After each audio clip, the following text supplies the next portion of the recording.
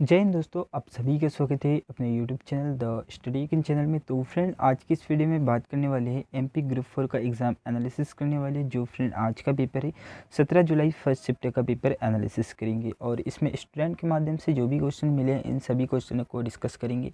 और फ्रेंड, इसका PDF लेने के लिए आप टेलीग्राम चैनल को ज्वाइन कर सकते हो, डिस्क्रिप्शन में लिंक दिया हुआ है, वहाँ से आपको PDF प्राप्त हो जाएंगे। तो चलिए फ्रेंड, क्वेश्चन देखते हैं कि कौन कौन से क्वेश्चन पूछे गए थे आज की फर्स्ट शिफ्ट में। तो फ्रेंड, जो फर्स्ट क्वेश्चन पूछा था कि 2022 का लता मंगेशकर पुरस्कार किसे दिया गया है। तो फ्रेंड, एक तो नरेंद्र मोदी को दिया है, प्रधानमंत्री नरेंद्र मोदी को लता मंगेशकर पुरस्कार। तो फ्रेंड, इसके बारे में भी देख लेते हैं। और जो 2022 में लता मंगेशकर पुरस्कार दिया है वो दिया है फ्रेंड कुमार सानू और शैलेंद्र सिंह को। तो फ्रेंड, याद रखेंगे कि 2022 का लता मंगेशकर पुरस्कार किसे दिया गया है, तो कुमार सानू और शैलेंद्र सिंह को। तो आप कमेंट करके ज़रूर बता देना फ्रेंड कि किसे मिला है, या तो नरेंद्र मोदी को, या फिर कुमार सानू, या शैलेंद्र सिंह। तो फ्रेंड, दोनों के बारे में डिस्कस कर लेंगे। तो फ्रेंड, लता मंगेशकर पुरस्कार एक राष्ट्रीय स्तर का पुरस्कार है और मध्य प्रदेश सरकार ने इसे फ्रेंड कब से देना स्टार्ट किया था, तो फ्रेंड 1984 में दिया जाता था। फ्रेंड, 1984 से लता मंगेशकर पुरस्कार दिया जाता था मध्य प्रदेश सरकार की ओर से। चलिए नेक्स्ट जो क्वेश्चन पूछा था फ्रेंड कि होलकर ने किसे हराया था। तो फ्रेंड, होलकर वंश से फ्रेंड एक क्वेश्चन आया था। तो आप कमेंट करके जरूर बताना कि होलकर वंश से किस प्रकार का क्वेश्चन बना था, या फिर एग्जैक्ट यही क्वेश्चन बना था। चलिए नेक्स्ट जो क्वेश्चन पूछा था फ्रेंड कि 74वां संविधान संशोधन किससे संबंधित है। तो फ्रेंड, 74वां संविधान संशोधन पूछा गया था। तो फ्रेंड, यह स्थानीय स्वशासन से संबंधित है या नगर पालिका से संबंधित है। फ्रेंड, 74वां संविधान संशोधन।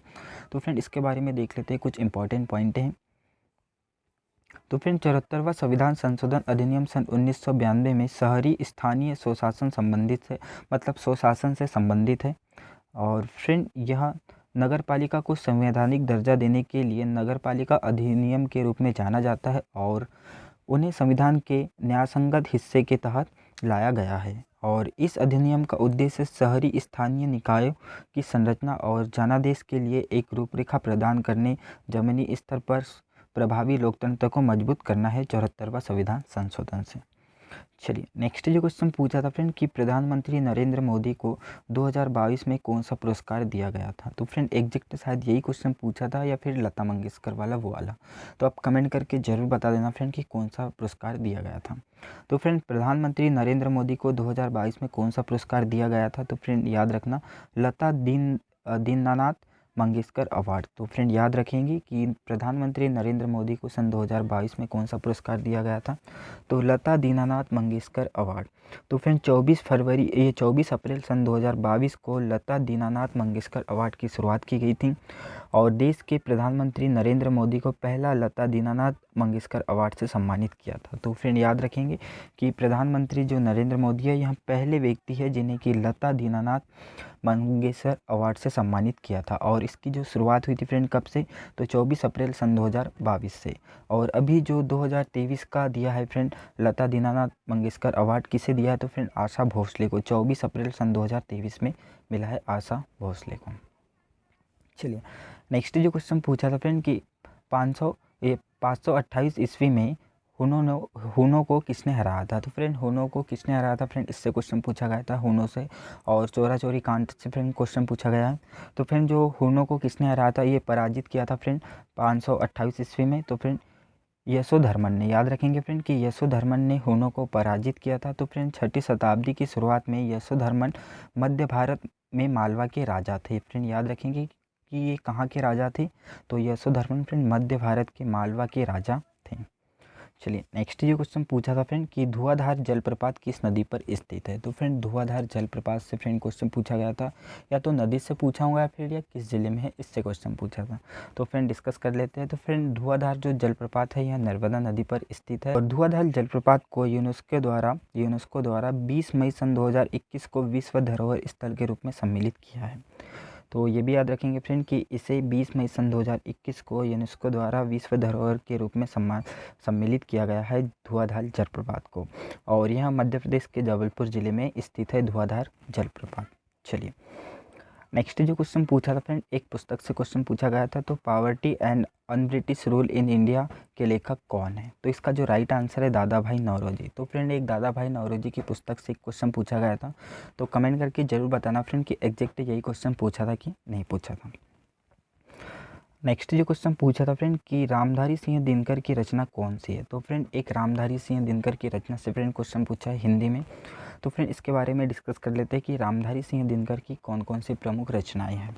तो फ्रेंड एक तो हो जाएंगी उर्वशी। याद रखेंगे फ्रेंड कि रामधारी सिंह दिनकर की प्रसिद्ध रचना कौन सी है, उर्वशी। और रश्मिरथी, रेणुका, संस्कृति के 4 अध्याय, हुंकार और सामधेनी, नीम के पत्ते। ये है फ्रेंड रामधारी सिंह दिनकर की प्रमुख रचनाएं। तो इन्हीं में से फ्रेंड एक कोई पूछे होंगी तो आप कमेंट करके ज़रूर बताना फ्रेंड कि कौन सी पूछी गई थी रामधारी सिंह दिनकर की रचना।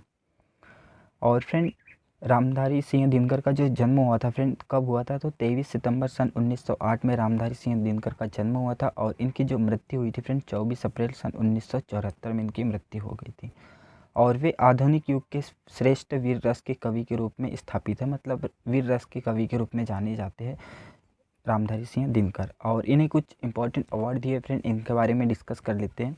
तो फ्रेंड इन्हें साहित्य अकादमी पुरस्कार से सम्मानित किया था सन 1959 में, 1959 में। और 1959 में इन्हें पद्म भूषण पुरस्कार से भी सम्मानित किया था। और 1972 में ज्ञानपीठ पुरस्कार से सम्मानित किया था रामधारी सिंह दिनकर को।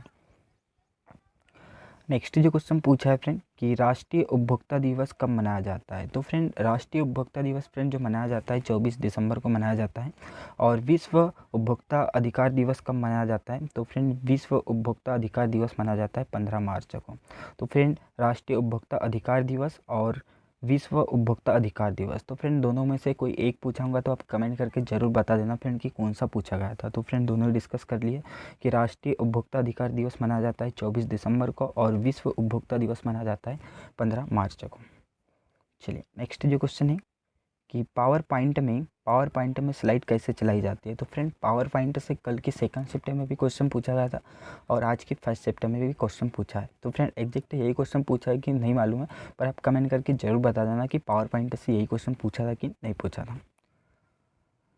नेक्स्ट जो क्वेश्चन पूछा है फ्रेंड कि इनमें से कौन सा इनपुट डिवाइस है। तो फ्रेंड एक इनपुट डिवाइस से क्वेश्चन पूछा गया था। तो इनपुट डिवाइस क्या होता है, माउस और कीबोर्ड जैसे ये 2 डिवाइस होते हैं इनपुट डिवाइस। तो ये ऑप्शन में दिए थे क्या नहीं दिए था, तो आप कमेंट करके ज़रूर बताना कि ऑप्शन में थे या नहीं थे।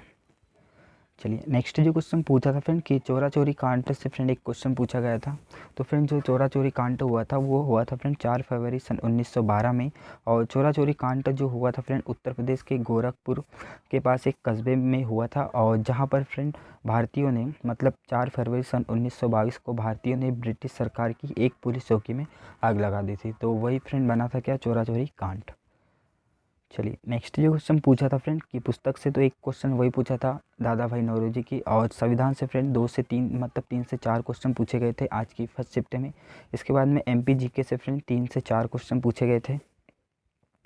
और फ्रेंड मैथ्स में बात की जाए तो फ्रेंड मैथ्स में टाइम एंड वर्क से क्वेश्चन पूछा गया था, सीआई से फ्रेंड क्वेश्चन पूछा गया था एक, रेशो अनुपात से क्वेश्चन पूछा गया था, परसेंटेज से क्वेश्चन पूछा गया था एक, ट्रेन से क्वेश्चन पूछा गया था, बोर्ड मास से क्वेश्चन पूछा गया था, प्रॉफिट एंड लॉस से फ्रेंड क्वेश्चन पूछे गए थे आज की मैंसुरेशन में, एवरेज से क्वेश्चन पूछा गया था, सिंप्लीफिकेशन से 2 क्वेश्चन पूछे गए थे। और बोट एंड स्ट्रीम से फ्रेंड आज 2 क्वेश्चन पूछे गए थे, या सॉरी एक क्वेश्चन पूछा गया था बोट एंड स्ट्रीम से। इसके बाद में कंप्यूटर में, तो कंप्यूटर में फ्रेंड MS ऑफिस से, मेमोरी से हो गया, और पावर पॉइंट हो गया, एक्सेल हो गया, इनसे क्वेश्चन पूछे गए थे। और एक इनपुट डिवाइस से क्वेश्चन पूछा गया था। इसके बाद में इंग्लिश में, तो फ्रेंड इंग्लिश में किस टॉपिक से क्वेश्चन पूछे गए थे इसके बारे में डिस्कस कर लेते हैं। तो फ्रेंड PQRS सेंटेंस से क्वेश्चन पूछे गए थे, पैराजम्पल से क्वेश्चन पूछा गया है, डायरेक्ट इनडायरेक्ट से क्वेश्चन पूछा गया है, एंटोनिम सिनोनिम से क्वेश्चन पूछा गया है, वॉइस से क्वेश्चन पूछा गया है, और एक नरेशन से भी क्वेश्चन पूछे गए इंग्लिश में। इसके बाद में देखते हैं फ्रेंड रीजनिंग में। तो फ्रेंड रीजनिंग में किस किस टॉपिकों से क्वेश्चन पूछे गए। तो फ्रेंड रीजनिंग में जो पूछा गया है सिटिंग अरेंजमेंट से फ्रेंड क्वेश्चन पूछा गया है 2। इसके बाद में सीरीज से क्वेश्चन पूछा गया है, और घड़ी कैलेंडर से फ्रेंड क्वेश्चन पूछा गया है, और लुप्त संख्या से क्वेश्चन पूछा गया है, और आकृति से क्वेश्चन पूछा गया है रीजनिंग में। अब देखते हैं फ्रेंड हिंदी में। तो फ्रेंड हिंदी में विलोम शब्द से 2 क्वेश्चन पूछे गए हैं, पर्यायवाची शब्द से क्वेश्चन पूछे गए हैं 2, समास से क्वेश्चन पूछा गया, और एक रस से क्वेश्चन पूछा गया, और इसके बाद में संधि से भी एक क्वेश्चन पूछा गया, और मुहारे से एक क्वेश्चन पूछा गया, और संयुक्त वाक्य से भी एक क्वेश्चन पूछा गया है। तो ये थे फ्रेंड आज का एनालिसिस जो फर्स्ट शिफ्ट में पूछे गए MP ग्रुप 4 के इसमें। और फ्रेंड जो भी स्टूडेंट को अगर क्वेश्चन याद हो तो फ्रेंड 810933 5360001 पर भेज सकते हो या फिर कमेंट कर सकते हो। थैंक यू फ्रेंड, मिलते हैं नेक्स्ट वीडियो में। और वीडियो पसंद आए तो लाइक शेयर एंड कमेंट जरूर करें और साथ ही चैनल को सब्सक्राइब करें। थैंक यू, मिलते हैं सेकंड चैप्टर के एनालिसिस में।